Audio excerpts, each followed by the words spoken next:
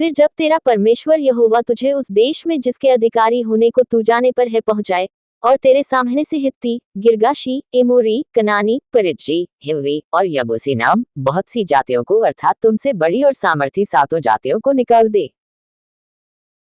और तेरा परमेश्वर यहोवा उन्हें तेरे द्वारा हरा दे, और तू उन पर जय प्राप्त कर ले, तब उन्हें पूरी रीति से नष्ट कर डालना, उनसे न वाचा बांधना, और न उन पर दया करना, और न उनसे ब्याह शादी करना, न तो उनकी बेटी को अपने बेटे के लिए ब्याह लेना, क्योंकि वे तेरे बेटे को मेरे पीछे चलने से बहकाएंगी और दूसरे देवताओं की उपासना करवाएंगी, और इस कारण यहोवा का कोप तुम पर भड़क उठेगा, और वह तुझको शीघ्र सत्यानाश कर डालेगा। उन लोगों से ऐसा बर्ताव करना कि उनकी वेदियों को ढा देना, उनकी लाठों को तोड़ डालना, उनकी अशेरा नाम मूर्तियों को काट काट कर गिरा देना, और उनकी खुदी हुई मूर्तियों को आग में जला देना, क्योंकि तू अपने परमेश्वर यहोवा की पवित्र प्रजा है। यहोवा ने पृथ्वी भर के सब देशों के लोगों में से तुझको चुन लिया है कि तू उसकी प्रजा और निज धन ठहरे। यहोवा ने जो तुमसे स्नेह करके तुमको चुन लिया, इसका कारण यह नहीं था कि तुम गिनती में और सब देशों के लोगों से अधिक थे, किंतु तुम तो सब देशों के लोगों से गिनती में थोड़े थे। यहोवा ने जो तुमको बलवंत हाथ के द्वारा दासत्व के घर में से और मिस्र के राजा फिरौन के हाथ से छुड़ाकर निकाल लाया, इसका यही कारण है कि वह तुमसे प्रेम रखता है और उस शपथ को भी पूरी करना चाहता है जो उसने तुम्हारे पूर्वजों से खाई थी।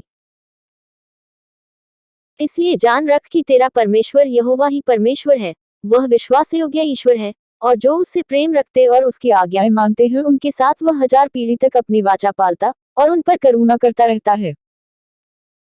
और जो उससे बैर रखते हैं वह उनके देखते उनसे बदला लेकर नष्ट कर डालता है, अपने बैरी के विषय में विलंब न करेगा, उसके देखते ही उससे बदला लेगा। इसलिए इन आज्ञाओं, विधियों और नियमों को जो मैं आज तुझे चिताता हूँ, मानने में चौकसी करना। और तुम जो इन नियमों को सुनकर मानोगे और इन पर चलोगे, तो तेरा परमेश्वर यहोवा भी करुणा में वाचा को पालेगा जिसे उसने तेरे पूर्वजों से शपथ खाकर बांधी थी,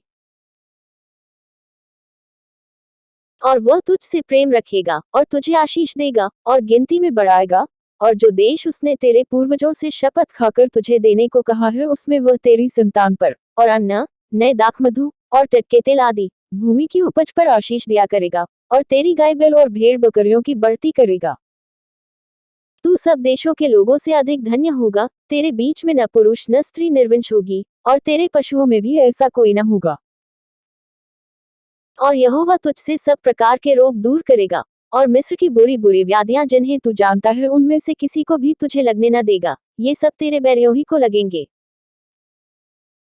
और देश देश के जितने लोगों को तेरा परमेश्वर यहोवा तेरे वश में कर देगा, तू उन सबों को सत्यानाश करना, उन पर तरस की दृष्टि न करना, और न उनके देवताओं की उपासना करना, नहीं तो तू फंदे में फंस जाएगा।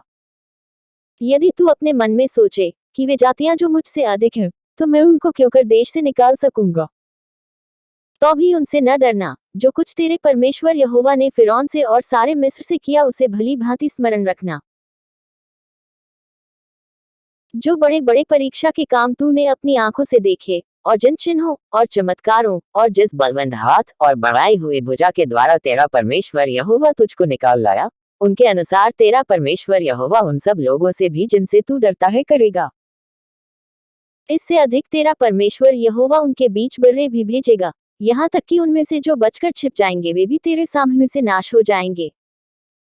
उससे भय न खाना, क्योंकि तेरा परमेश्वर यहोवा तेरे बीच में है, और वह महान और भय योग्य ईश्वर है। तेरा परमेश्वर यहोवा उन जातियों को तेरे आगे से धीरे धीरे निकाल देगा, तो तू एकदम से उनका अंत न कर सकेगा, नहीं तो बनेले पशु बढ़कर तेरी हानि करेंगे। तो भी तेरा परमेश्वर यहोवा उनको तुझ से हरवा देगा, और जब तक वे सत्यानाश न हो जाएं तब तक उनको अति व्याकुल करता रहेगा।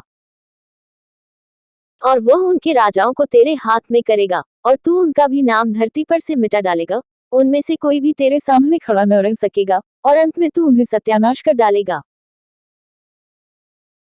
उनके देवताओं की खुदी हुई मूर्तियां तुम आग में जला देना, जो चांदी व सोना उन पर मड़ा हो उसका लालच करके न ले लेना, नहीं तो तू उसके कारण फंदे में फंसेगा, क्योंकि ऐसी वस्तुएं तुम्हारे परमेश्वर यहोवा की दृष्टि में घृणित हैं। और कोई घृणित वस्तु अपने घर में न ले आना, नहीं तो तू भी उसके समान नष्ट हो जाने की वस्तु ठहरेगा। उसे सत्यानाश की वस्तु जानकर उसे घृणा करना और उसे कदापि न चाहना, क्योंकि वह शुद्ध वस्तु है।